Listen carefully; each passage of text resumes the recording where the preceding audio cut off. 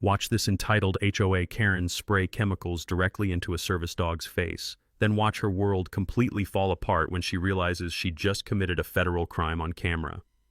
Security footage shows middle-aged woman in designer yoga pants aggressively spraying something at a German shepherd wearing a service vest. You can hear the dog's immediate yelp of pain, see him pawing desperately at his burning eyes. That's the sound of a war hero's best friend being tortured by a woman who thinks HOA rules matter more than federal law. Karen Whitmore had no idea that what she just did carries the same penalties as assaulting a federal officer, $50,000 fine, 6 months behind bars, and a felony record that'll destroy her precious real estate career. But here's what really gets me fired up. This Purple Heart veteran had been trying to handle this diplomatically for months. Karen should have taken the hint. Instead, she handed him the nuclear option on a silver platter. What would you have done the moment she pulled out that spray bottle? Drop your honest reaction below. I read every single comment. And quick question before we dive in. Where in the world are you watching this from? These justice stories seem to hit different depending on where you call home. Meet Jake Thornfield, 34 years old, former Army medic, Purple Heart recipient, and the kind of guy who'd give you the shirt off his back if you needed it. 3 years ago, Jake was pulling shrapnel out of soldiers in Afghanistan when an IED blast changed everything. Lost partial hearing in his left ear, developed PTSD that hit like a freight train, and came home to a marriage that couldn't survive what war had done to him. After the divorce, Jake moved to Pinewood Heights, a quiet middle-class HOA community in suburban Colorado, where the biggest drama used to be someone leaving their trash cans out an extra day. 200 homes, $45 monthly HOA fees, mix of young families and retirees. The kind of place where neighbors actually wave at each other. Perfect for a guy trying to piece his life back together. And Jake wasn't alone. Meet Rex, 4 years old, 85 pounds of German Shepherd intelligence and loyalty, trained specifically for PTSD episodes and hearing alerts. When Jake's anxiety spikes, Rex applies deep pressure therapy. When someone approaches Jake's blind side, Rex positions himself as a buffer. The metallic jingle of Rex's tags on concrete sidewalks became the soundtrack of Jake's healing process. Everything was peaceful until the HOA board elections 6 months ago. That's when Karen Whitmore decided Pinewood Heights needed her special brand of community standards enforcement. Karen's 52, been selling real estate for 15 years, drives a white Mercedes SUV with the vanity plate PRPRT-VAL. And yes, she thinks that's clever. She got elected HOA vice president on a platform of protecting property values through proper order. Translation, she wanted legal authority to make everyone else's life miserable. See, Karen had been watching too many TikToks about fake service animal fraud and decided she was some kind of disability detective.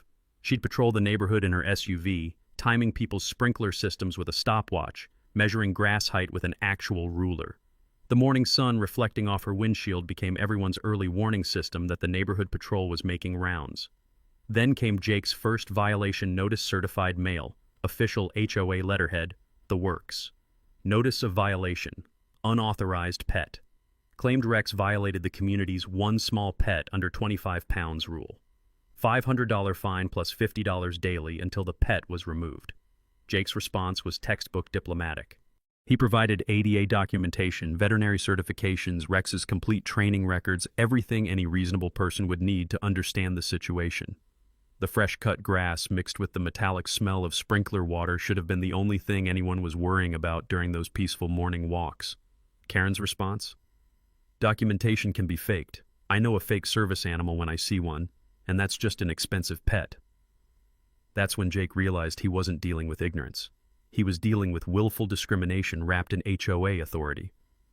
Karen started photographing Jake and Rex during their walks, spreading neighborhood gossip about that guy gaming the system for special treatment.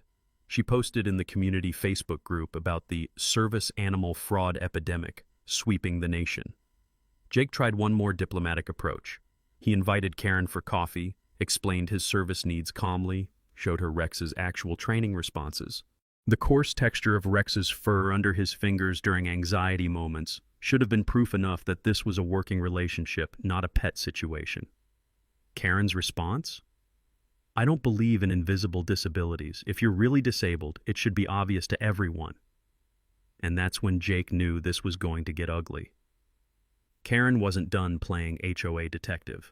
2 weeks after the coffee meeting disaster, Jake received another certified letter, this time demanding he appear at an emergency HOA board meeting to address his ongoing violation of community pet policies. Karen had done her homework, and by homework, I mean she'd printed out 17 pages of internet articles about fake service animal penalties. She walked into that community center like she was presenting evidence at the Supreme Court.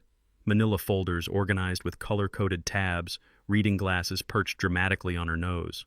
The smell of overbrewed coffee mixed with Karen's vanilla perfume created this suffocating atmosphere that made everyone fidget. "If you're really disabled," Karen announced to the 5-person board, "then prove it publicly. We need your complete military medical records, psychiatric evaluations, and doctor's notes. The community has a right to verify these claims." Here's where Karen made her first critical mistake. See, Jake had spent months after his injury reading everything he could about disability rights, partly for his own protection, partly because the VA social worker had warned him this exact scenario might happen. Most people don't realize that demanding medical records from disabled tenants is like asking to see someone's bank account before they can buy groceries. It's not just rude, it's federally illegal.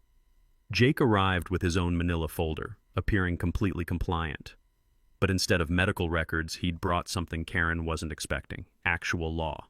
"Actually, Karen," Jake said, his voice steady as granite, "what you just demanded violates federal housing law. Under the Americans with Disabilities Act, you cannot ask for medical records, require special ID cards for service animals, or demand proof of disability. The only legal questions are, is this a service animal required because of a disability, and what work has the dog been trained to perform?"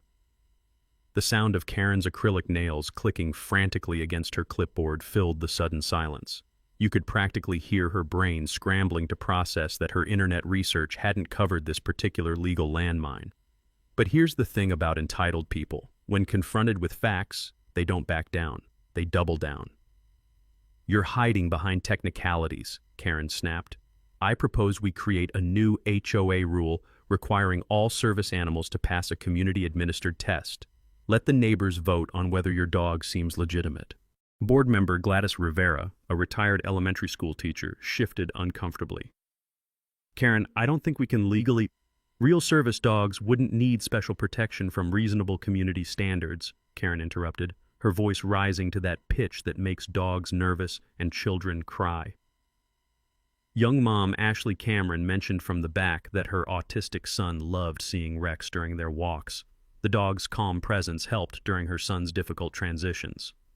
But Karen had rallied her voting bloc. Bob Hendricks, a retired cop, Martha Stevens, PTA president, and Dale Morrison, small business owner who worried about declining property values.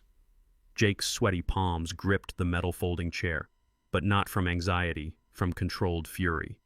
He requested a 30-day delay to gather additional documentation, knowing full well he didn't need to prove anything. He just wanted to see how deep Karen's discrimination went. During those 30 days, Jake discovered Karen's pattern. She'd previously targeted the elderly resident with an oxygen tank, claiming his medical equipment was unsightly. She'd harassed the family with the mobility scooter, demanding their ramp get board approval. Jake was just the latest victim in Karen's systematic campaign to remove anyone she deemed undesirable for her precious property values. The woman was essentially running a one-person gentrification scheme, using HOA authority as her weapon. What Karen didn't realize was that she'd just handed a Purple Heart recipient all the ammunition he needed to destroy her little kingdom. Karen's 30-day deadline arrived like Christmas morning for someone who loves chaos. She'd spent those weeks building what she called her community awareness campaign, which was really just a fancy way of saying she was about to make Jake's life hell. First came the anonymous letters. Professional-looking flyers appeared in mailboxes throughout Pinewood Heights with headlines like, "Service Dog Fraud, What Every Homeowner Needs to Know," and "Is Your Neighbor Scamming the System?" Karen had clearly spent hours at Kinko's getting these printed on official-looking letterhead, complete with stock photos of aggressive dogs and fake statistics about emotional support animal abuse. Then she launched her petition drive. Karen positioned herself at the community mailbox cluster every evening around 5:30, clipboard in hand, intercepting neighbors as they collected their mail. "We need to clarify our pet policies," she'd say with that fake, concerned neighbor voice. for everyone's safety and property values. But Karen's masterpiece was her surveillance campaign. She started following Jake and Rex with her phone camera during their walks, narrating like she was hosting some twisted nature documentary. Day 12 of monitoring the alleged service animal, she'd mutter into her phone loud enough for Jake to hear. Subject appears to be engaging in normal pet behavior sniffing, marking territory, no obvious disability assistance observed. The crunch of gravel under Karen's designer sneakers as she stalked them became the soundtrack of their evening routine. Jake could feel his jaw clenching every time he heard that sound behind them. Here's where Jake's military training kicked in, the part Karen had completely underestimated. In the Army, when someone's targeting you, you don't react emotionally. You document everything, you prepare your defense, and you wait for them to make a mistake big enough to justify your counterattack. Jake started his own documentation project. Every email Karen sent got screenshot and saved. Every social media post got archived. Every confrontation got recorded on his phone. He installed security cameras on his property, not just for protection, but because he had a feeling Karen's behavior was about to escalate beyond simple harassment. Then Jake reached out to Maria Santos, a paralegal who lived 3 streets over. Maria had been watching this whole situation develop through the neighborhood gossip network, and she knew discrimination when she saw it. Over coffee at Jake's kitchen table, she explained something that made his blood run cold. "Jake, you're not Karen's first target," Maria said, spreading out a manila folder of her own. "I've been quietly documenting her pattern for months. She targeted Mrs. Patterson with the oxygen concentrator, claiming it was a fire hazard. She went after the Cameron family when their autistic son had meltdowns in the backyard, saying it was disturbing the peace. 3 families have sold their homes at below-market prices just to escape her harassment." That's when Jake realized he wasn't dealing with a petty HOA tyrant. Karen was running a systematic campaign to force out anyone she considered undesirable disabled residents, families with special needs children, elderly people with medical equipment. She was essentially conducting ethnic cleansing, but instead of targeting race or religion, she was targeting disability and vulnerability.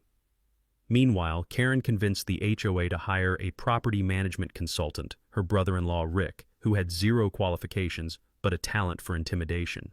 Rick started showing up at Jake's house daily, measuring grass to the 1/4 inch, timing sprinkler duration with a stopwatch, photographing Rex's bathroom habits like he was conducting forensic analysis. The sound of Rick's work boots crunching up Jake's gravel driveway at 7 a.m. every morning became psychological warfare. Jake would watch from his kitchen window as Rick measured the same rosebush 3 times, checking his clipboard like he was calculating rocket trajectories. But here's what Karen didn't know. Every single one of Rick's violations was being documented by Jake's security cameras. Every measurement, every photograph, every intimidation tactic. Jake was building a federal case, one ridiculous HOA violation at a time. The community pressure was building too. Karen's supporters started avoiding Jake at the mailbox. Someone left an anonymous note on his car windshield that just said "Faker" in block letters. Rex was becoming anxious from the constant surveillance, showing stress behaviors that broke Jake's heart, panting during cool weather, reluctance to go on their usual walking routes. Jake's PTSD symptoms were worsening from the constant harassment, but he channeled that energy into research. He discovered that Karen's real estate license had 2 formal complaints filed against it, both involving disability discrimination in housing transactions.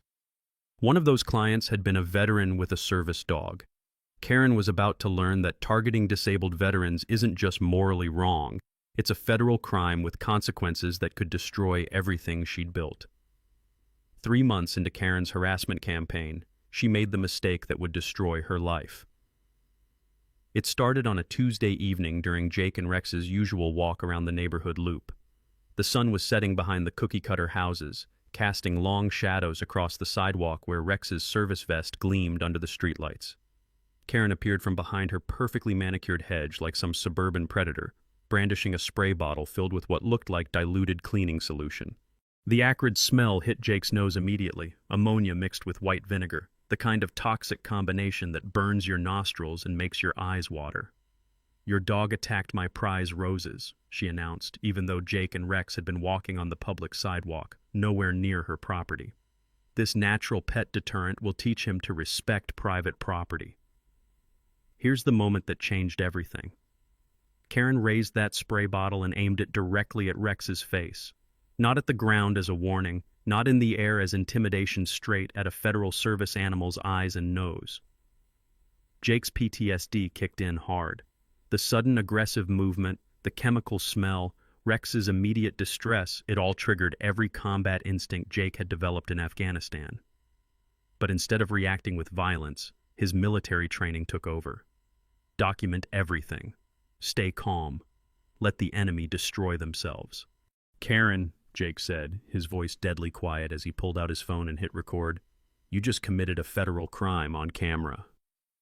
Rex was immediately showing signs of chemical exposure, excessive drooling, pawing frantically at his eyes, the kind of panicked behavior that meant those chemicals were burning his sensitive nose and mouth.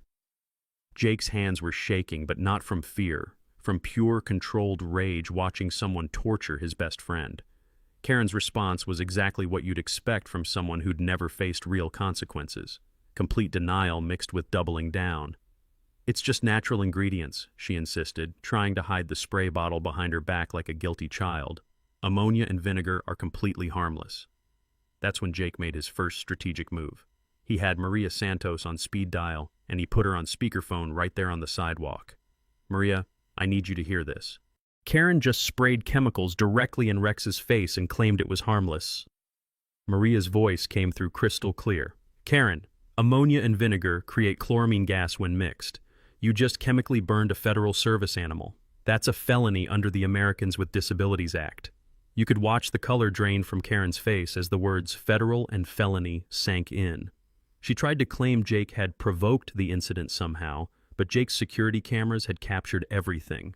Rex walking calmly on his leash, staying within the public sidewalk, showing zero aggressive behavior. Jake immediately called 911, requesting police and animal control. When Officer Martinez arrived 20 minutes later, Rex was still showing signs of distress, and the chemical smell was still lingering in the evening air. The officer took one look at the situation and shook his head. Ma'am, interfering with a service animal is a federal offense, Officer Martinez explained to Karen, who had somehow convinced herself she was the victim in this situation. We're talking potential $50,000 fine and 6 months in jail. Karen's panic response was textbook, entitled Person Meltdown. She demanded to speak to Officer Martinez's supervisor. She claimed Jake had set her up somehow. She tried to rally Bob Hendricks, her retired cop ally, but Bob took one look at the situation and walked back into his house without saying a word. By now, neighbors were coming out of their houses to see what the commotion was about. Ashley Cameron had witnessed the entire incident from her kitchen window and was recording on her phone. 3 other neighbors confirmed Jake and Rex had been on the public sidewalk the entire time.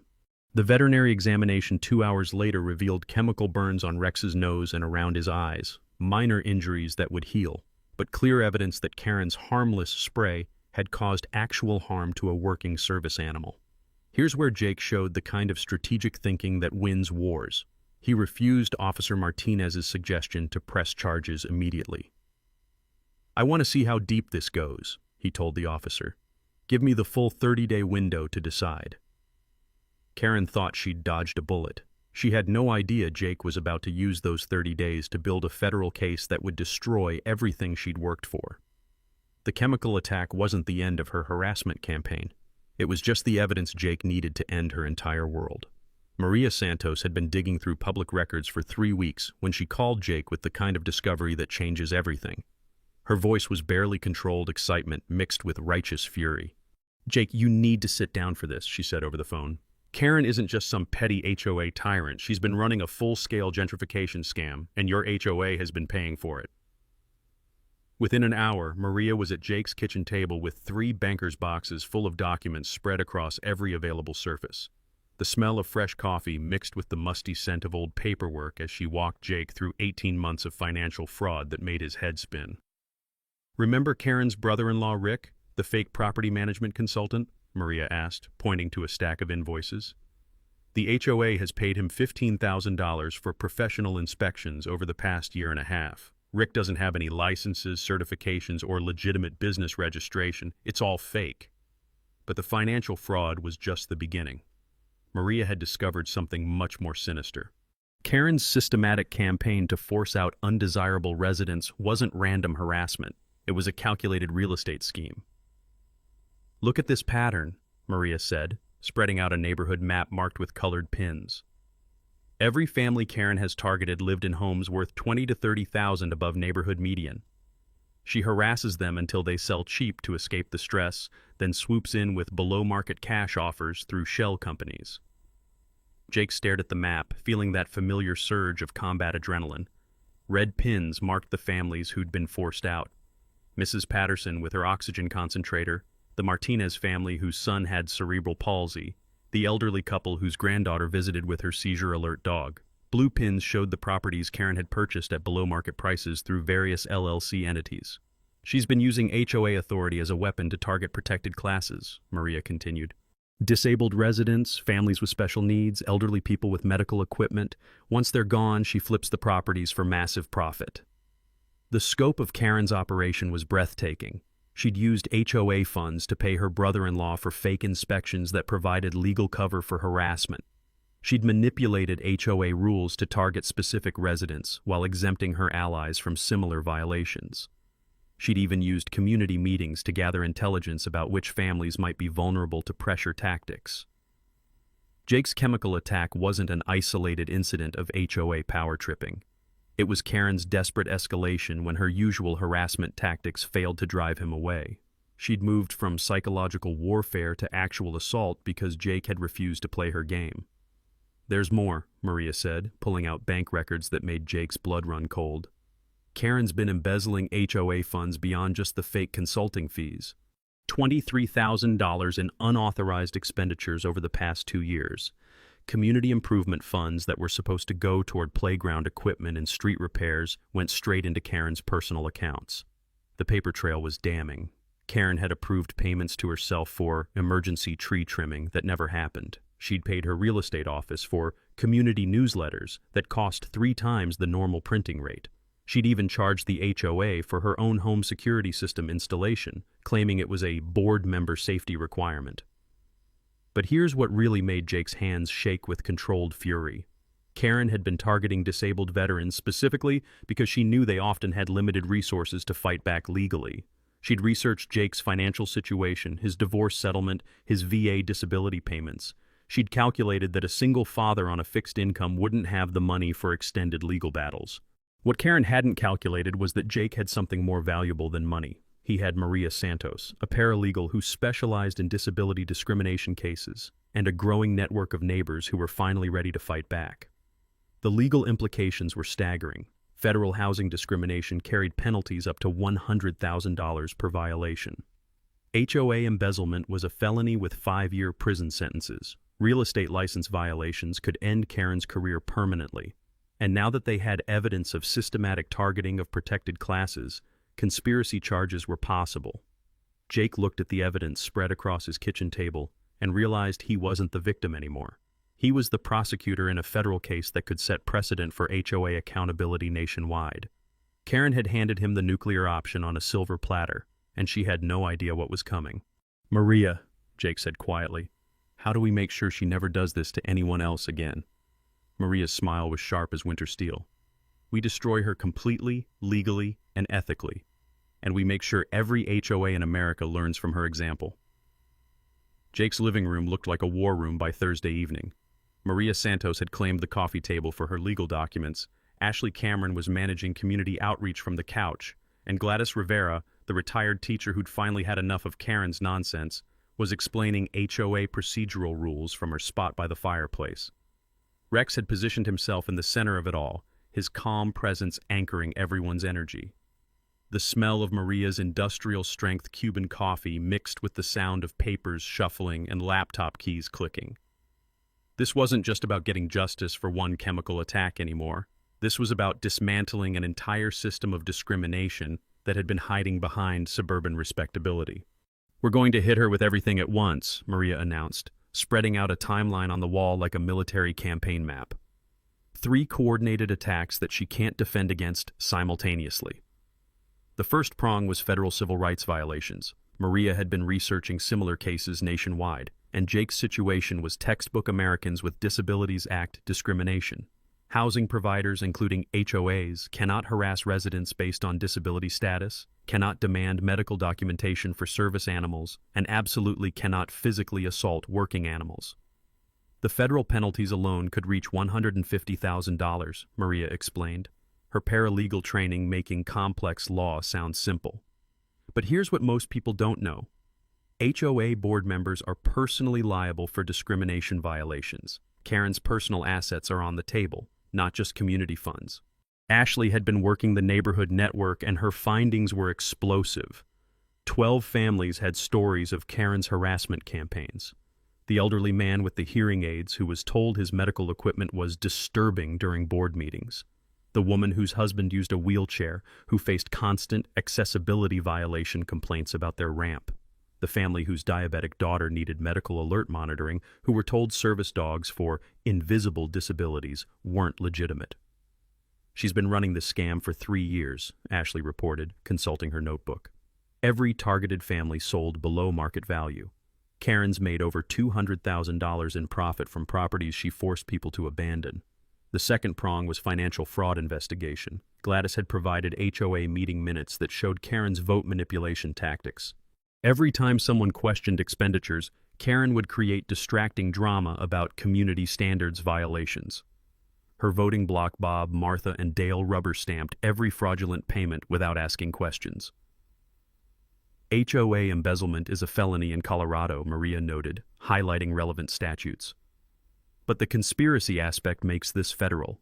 She used interstate banking to move stolen funds, which triggers RICO provisions. Here's something most people don't realize about HOA fraud. Board members can't hide behind corporate protection when they're stealing community money. Karen's personal house, her Mercedes, her real estate business assets, everything was now vulnerable to seizure under asset forfeiture laws. The third prong was community organization. Gladys knew HOA bylaws better than Karen did, and she'd found the recall procedures that Karen had been hoping nobody would discover. With proper documentation of financial misconduct and discrimination violations, they could remove Karen's entire voting bloc and install new leadership within 60 days. The annual HOA meeting is in 4 weeks, Gladys announced. Perfect timing for maximum public humiliation. We'll have federal investigators, local media, and every neighbor who's been afraid to speak up finally getting their chance. Jake's role was crucial but dangerous. He had to continue appearing vulnerable while secretly building an airtight case. Every interaction with Karen was now being recorded, every harassment incident documented with timestamp precision. Rex had to endure continued stress, but Jake knew this was the only way to protect future families from Karen's targeting. Maria had contacted the local FBI field office about the civil rights violations, and Agent Sarah Martinez was very interested in making an example case. Systematic discrimination against disabled veterans was the kind of federal crime that generated headlines and precedent-setting penalties. The timeline was aggressive but achievable. 30 days to gather final evidence, coordinate with federal authorities, and prepare the community for Karen's public downfall. By the time that annual meeting arrived, Karen would be facing federal charges, felony fraud accusations, and complete social destruction, all captured on camera for maximum impact. Remember, Maria warned as they wrapped up the evening, Karen's going to get desperate when she realizes what's happening. Desperate people make stupid mistakes, but they also get dangerous. Document everything, trust nobody in her circle, and never be alone with her. Jake looked around his living room at this unlikely army of suburban justice warriors and felt something he hadn't experienced since Afghanistan. The calm confidence that comes from having superior intelligence, better strategy, and righteousness on your side. Karen had picked the wrong veteran to mess with. Karen's desperation started showing 3 weeks into Jake's investigation, and desperate people make predictably stupid decisions. It began when Ashley Cameron mentioned to her friend Sarah at the grocery store that the whole neighborhood was rallying around Jake. Sarah happened to be Karen's hairstylist, and by Tuesday morning, Karen knew something was brewing. Her first move was classic Karen, attempted evidence destruction.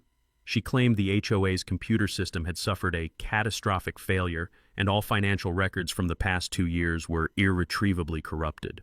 She even brought in her teenage nephew to confirm the technical diagnosis, as if a 16-year-old's testimony would fool federal investigators. What Karen didn't realize was that Maria had already subpoenaed bank records directly from the financial institution. You can delete files from your laptop, but you can't hack into Chase Bank and erase transaction histories. Every fraudulent payment to Rick, every embezzled community fund, every suspicious transfer was preserved in digital amber. While Karen was playing IT support, she launched her social media smear campaign.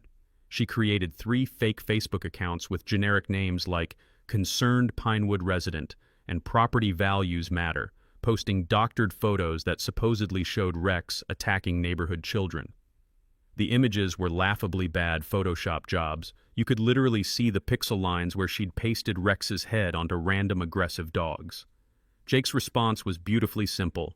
He let Karen's lies speak for themselves. Every fake post got screenshot and forwarded to Maria's evidence file. Every fabricated story got fact-checked by neighbors who actually witnessed Jake and Rex's interactions. Karen was essentially building Jake's defamation case for him, one deranged post at a time. Then came Karen's attempted bribery meeting. She approached Jake at the community mailbox on a Thursday evening, reeking of desperation and that vanilla perfume that had become her signature scent of harassment. The setting sun cast long shadows as she made her pitch with the practiced smoothness of someone who'd clearly done this before. "Jake, I think we can resolve the situation amicably," she said, pulling out an envelope thick with cash. $10,000 cash, if you relocate voluntarily. Think of it as a fresh start fund. The community would be better off, and you could find somewhere more suitable for your needs. Jake's phone was already recording in his pocket, a habit he'd developed during Karen's harassment campaign. Her offer wasn't just bribery. It was admission of systematic discrimination against disabled residents. She was literally paying him to leave because of his disability status, which violated about 17 federal laws simultaneously. "Karen," Jake said calmly, "are you offering me money to move because I have PTSD and a service dog?" "Well, when you put it like that," Karen started, then caught herself, but the damage was recorded. She'd just confessed to federal housing discrimination on audio that would play beautifully in court. The community pressure was building in ways Karen hadn't anticipated. Her former supporters were quietly distancing themselves as word spread about the financial investigation. Bob Hendricks returned the security system Karen had installed at HOA expense, claiming he didn't want any conflicts of interest. Martha Stevens discovered that Karen had been bad-mouthing her parenting skills to other board members, using their alliance as cover for personal attacks. Even Dale Morrison, Karen's most reliable vote, started asking uncomfortable questions when he learned that Karen had steered potential customers away from his landscaping business while funneling HOA work to her brother-in-law, Rick. Karen's family situation was imploding too. Her husband Dave had discovered the legal expenses on their credit card statements and was threatening divorce over what he called her HOA obsession. Rick was considering cooperation with investigators after learning about potential federal charges. Their teenage daughter was mortified by her mother's increasingly erratic social media behavior and had blocked Karen on all platforms. The harassment was escalating in frequency and desperation. Karen started parking outside Jake's house during random hours, taking photos through his fence like some suburban private investigator. She called animal control daily with false reports, until the officers started threatening her with harassment charges for abusing emergency services. But here's where Karen's desperation led to her biggest tactical error. She started researching Jake's military service, trying to find ammunition for character assassination. She contacted his ex-wife looking for damaging information, hired a sketchy private investigator to dig through his medical records, and even posted flyers around the neighborhood, questioning whether Jake was really disabled enough to deserve special accommodation.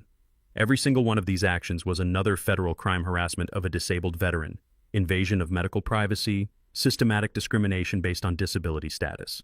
Karen was essentially gift-wrapping additional felony charges and delivering them to Jake's legal team.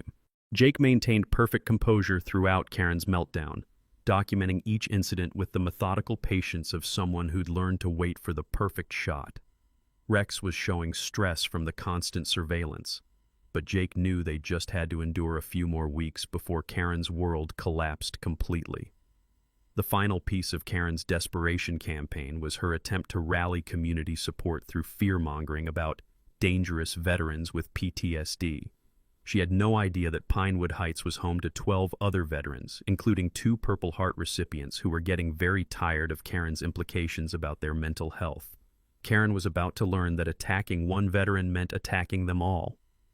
Karen's nuclear option came 2 weeks before the annual HOA meeting, when she realized her usual tactics weren't just failing, they were actively destroying her life. That's when she decided to go full scorched earth, starting with hiring a private investigator who specialized in what he called veteran disability verification. The PI, a sleazy ex-security guard named Danny Kraus, started digging into Jake's military records like he was investigating war crimes. Karen paid him $3,000 to prove that Jake was exaggerating his PTSD for government benefits.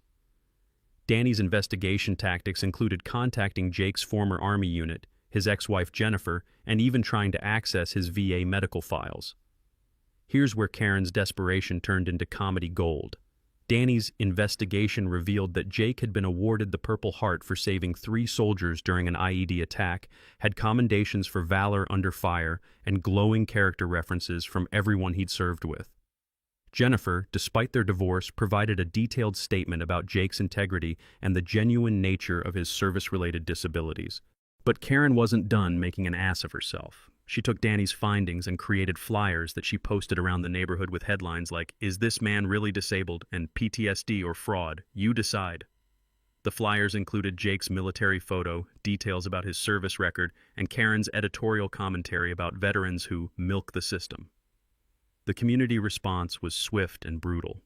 Pinewood Heights was home to 12 veterans from various conflicts, and Karen had just insulted every single one of them. Retired Marine Sergeant Tom Rodriguez, who'd been staying neutral in the HOA drama, organized a veterans support rally in Jake's front yard that drew 30 people and local news coverage. Jake's response was masterful psychological warfare. He invited Channel 7 News to film Rex's actual service work.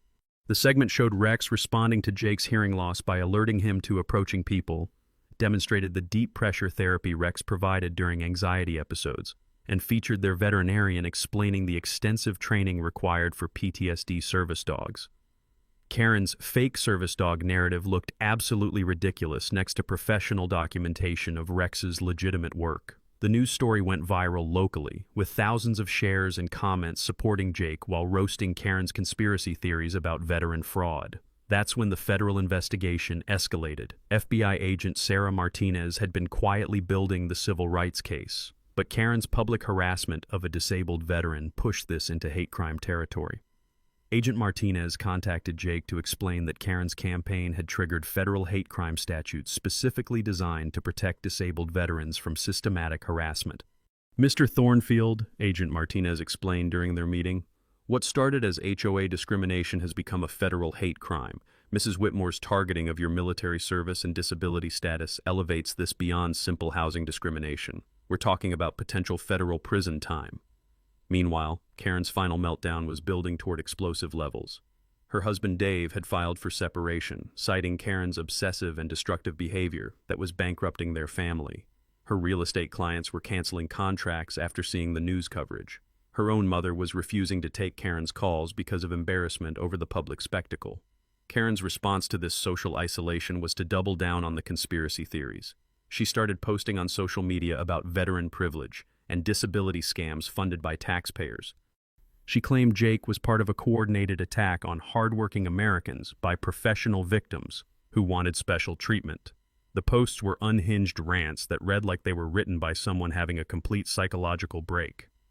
Karen accused Jake of weaponizing his PTSD and claimed that service dogs were just emotional support pets with fake licenses.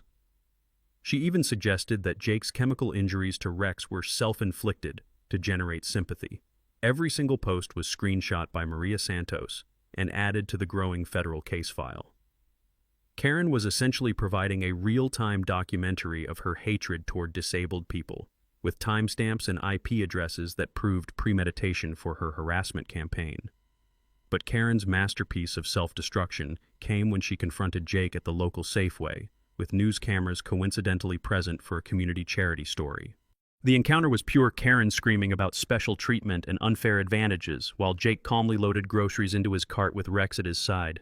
You people think you deserve everything handed to you, Karen shrieked, loud enough for the entire store to hear. Real Americans work for what we get instead of milking disabilities for government handouts. Then she made the mistake that would end her freedom. Karen grabbed at Rex's service vest, trying to prove it was just a costume. The moment her hands touched that federal service animal, assault charges became inevitable. Rex, trained to protect Jake from aggressive people, positioned himself between Karen and his handler while remaining perfectly calm. The security footage went viral within hours. Karen Whitmore, HOA vice president and self-appointed community standards enforcer, attacking a Purple Heart recipient service dog in a grocery store while ranting about veteran benefits. The optics were so bad that even her remaining supporters publicly distanced themselves. Within 24 hours, Karen was facing federal assault charges, her real estate license was suspended, and every major news outlet in Colorado was running the story. Her campaign to destroy Jake had instead destroyed everything she'd built over 15 years. Jake watched the footage that evening. Rex curled up beside him on the couch and realized that Karen had finally given him everything he needed for complete victory. The Pinewood Heights Community Center had never seen anything like it. What was supposed to be a routine annual HOA meeting had turned into the suburban equivalent of a public execution, with 150 residents packed into a space designed for 50. Local news cameras lined the back wall, federal agents sat in folding chairs like they were attending a town hall, and the air buzzed with the electric anticipation that comes when an entire community is about to watch justice served. Karen arrived with her lawyer, a desperate-looking public defender, who kept checking his phone like he was hoping for an emergency that would get him out of this nightmare. She sat alone in the front row, her usual designer outfit replaced by a rumpled pantsuit that screamed, "My life is falling apart." The vanilla perfume that had once announced her presence was replaced by the sour smell of stress, sweat, and desperation. Jake entered with Rex at his side, and the room erupted in spontaneous applause. 30 veterans from the surrounding area had come to show support, many wearing their service organization caps and pins. Ashley Cameron was live streaming on Facebook, Gladys Rivera had her stack of parliamentary procedure books ready, and Maria Santos sat at the defendant's table like a prosecutor preparing for the trial of the century. HOA President Bill Thompson, who'd been trying to stay neutral throughout this disaster, called the meeting to order with hands visibly shaking. "Before we address normal business," he announced, "we need to discuss the audit findings regarding board financial management." The room fell silent as Thompson read from the professional audit report. $23,000 in fraudulent expenditures, $15,000 paid to unlicensed consultants who happened to be Karen's family members, $8,000 in unauthorized personal expenses charged to community improvement funds. The numbers hit the packed room like physical blows, each revelation drawing gasps and angry murmurs.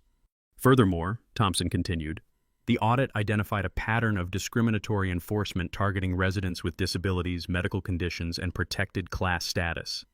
That's when FBI agent Sarah Martinez stood up and addressed the community directly. Her federal credentials gleaming under the fluorescent lights, she explained how a simple HOA dispute had become a landmark federal civil rights case.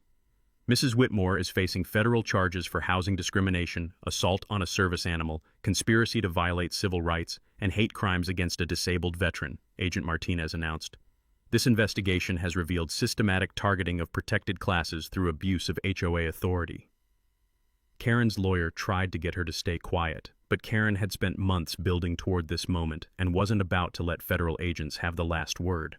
She grabbed the microphone with the desperate energy of someone whose entire world was collapsing. "This is all fake news and outside agitation," she screamed into the microphone, her voice cracking with hysteria. "I was protecting this community from freeloaders and scammers who want special treatment for made-up disabilities." The room watched in horrified fascination as Karen doubled down on every discriminatory statement that had gotten her into federal trouble. She claimed veterans with PTSD were milking the system, called service dogs expensive pets with fake licenses, and accused disabled residents of weaponizing their conditions for government handouts. Every word was being recorded by multiple news cameras and live streams. Karen was essentially providing real-time evidence for her own hate crime prosecution, while 150 neighbors watched in stunned silence. Then came Jake's moment. Maria Santos read his prepared statement while Jake stood beside her with Rex, his Purple Heart pin catching the harsh fluorescent light. Karen Whitmore didn't just attack my service dog, the statement began.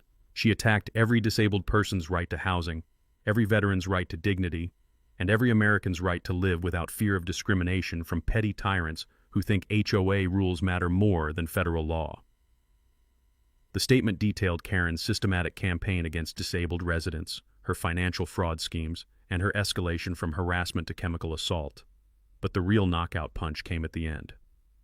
Mrs. Whitmore claimed she was protecting property values, Jake's statement concluded. But discrimination doesn't protect anything. It destroys communities, violates American principles, and dishonors the very freedoms that veterans like me fought to defend. The community testimony that followed was devastating. 12 residents described Karen's harassment campaigns. Mrs. Patterson, the elderly woman with the oxygen concentrator, explained how Karen's fire safety concerns had made her afraid to use life-saving medical equipment. The family with the autistic son described months of complaints about their child's disruptive behavior during therapy sessions in their own backyard. When the vote came to remove Karen from the HOA board, it wasn't even close. 127 residents voted for removal, with only 3 abstentions and 0 votes of support. The new board was elected unanimously with a platform of anti-discrimination policies and financial transparency. But the real climax came when federal marshals, who had been waiting outside, entered the community center with arrest warrants. Karen was taken into custody on federal charges while news cameras captured every moment of her perp walk through the parking lot where she'd once terrorized neighbors with HOA violation notices. As handcuffs clicked around Karen's wrists, she made one final desperate claim. "This is all a conspiracy against successful white women." The community center erupted in derisive laughter. Even her own lawyer shook his head as federal agents led Karen away to face justice that was 3 years overdue. Jake stood with Rex in the parking lot afterwards, surrounded by neighbors who had finally found their voices, watching Karen's story end the way all tyranny eventually ends, with accountability, justice, and the community she'd tried to destroy celebrating their freedom from her reign of terror. 6 months later, justice had been served with the kind of precision that restores your faith in America. Karen Whitmore pleaded guilty to federal civil rights violations, assault on a service animal, and conspiracy charges, receiving 18 months in federal prison, $75,000 in fines, and a lifetime ban from any HOA position nationwide. Her real estate license was permanently revoked in 3 states, her marriage ended in divorce, and her conspiracy theories about veteran fraud made her a cautionary tale in federal hate crime training programs. Jake's federal civil rights settlement of $150,000, combined with recovered HOA funds, created something beautiful. Rex's Fund, a scholarship program providing service dog training for disabled veterans. In its first year, the fund sponsored training for 15 veterans nationwide, with Rex himself becoming a certified therapy dog who helps other disabled veterans facing housing discrimination. The transformation of Pinewood Heights became a national model for inclusive communities. Property values increased 20% due to positive publicity about their anti-discrimination policies. 3 new disabled residents moved in, drawn by the neighborhood's reputation for acceptance. The sound of children asking, "Can I pet your dog?" during evening walks replaced the awful memory of Rex's chemical burns healing. But the real victory was watching former enemies become allies. Bob Hendricks, Karen's retired cop supporter, now volunteers with veteran housing advocacy. Martha Stevens organized the neighborhood's first accessibility awareness event. Even Karen's victims found healing. Mrs. Patterson, with her oxygen concentrator, became the community's unofficial accessibility consultant, helping new residents navigate accommodation requests. Jake's YouTube channel, Service Dog Rights, gained 100,000 subscribers, turning his nightmare into a platform for change. His federal case created legal precedent cited in 37 similar lawsuits nationwide, with Colorado passing legislation requiring HOA disability rights training because of his victory. The broader impact continues rippling across America. Jake speaks at congressional hearings about HOA reform, his story illustrating how federal civil rights laws protect disabled residents from suburban discrimination. Rex accompanies him to every speaking engagement, a living reminder that service animals aren't pets, they're medical equipment with wagging tails. 1 year after the chemical attack, Pinewood Heights hosted its first Community Heroes Day, a block party celebrating residents of all abilities. The smell of grilled burgers mixed with the laughter of children learning about service dog etiquette from Jake. Rex wore a community hero ribbon, accepting gentle pets from kids whose parents learned that inclusion makes neighborhoods stronger, not weaker. The event raised $8,000 for Rex's fund and featured booths from disability advocacy organizations. Jake watched families from surrounding communities come together, realizing that Karen's hatred had accidentally created something she never intended. A model of what American neighborhoods could become when they choose love over fear. As the sun set behind familiar houses where intimidation once ruled, Jake felt Rex's warm fur under his fingers and experienced something he hadn't felt since Afghanistan. Complete peace, the texture of community support, the sound of authentic laughter, the scent of hope replacing the acrid memory of chemical attacks. Here's what every viewer needs to know. HOA board members are personally liable for discrimination violations. Federal disability laws apply to all housing, including HOA communities, and documented harassment patterns can result in six-figure settlements. Karen learned these lessons the expensive way. You don't have to. Coming up next week on HOA Stories, Jake announced during his live stream from the celebration, we're exposing an HOA president who embezzled $300,000 for a backyard water park while hiking fees on fixed-income seniors. Wait until you see how one grandmother's spreadsheet brought down his entire criminal enterprise. Drop your most outrageous HOA nightmare in the comments below. Your story could be featured in future episodes where we hold these suburban dictators accountable. And make sure you're subscribed to HOA Stories with notifications on, because we're just getting started exposing the petty tyrants hiding behind community association bylaws across America. The live stream ended with Rex receiving ear scratches from children whose parents had learned that true community strength comes from protecting its most vulnerable members, not targeting them. Sometimes the best revenge isn't destruction. It's building something so beautiful from the ashes that your enemy's hatred becomes the foundation for everyone else's hope. Thanks for hanging out with us on HOA Stories, where the HOA Karens meet their match. If this story had you cheering or cringing, go ahead and like the video, drop a comment with your reaction, and hit subscribe so you're ready for the next wild HOA tale.